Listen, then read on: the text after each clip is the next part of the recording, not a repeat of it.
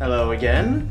Good morning if you're watching this in the morning, good afternoon if it's afternoon, and good evening if it's after 6, I guess. We're down to number 7 in our countdown of the top 10 catches of the year for me. Number 7 I saw out in Indianapolis when I was at a bowling tournament out there.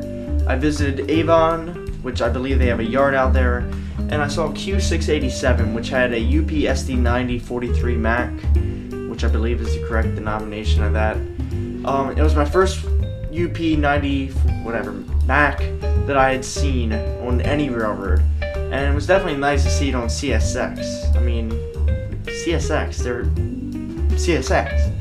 So, hope you guys enjoy. See you tomorrow for number 6.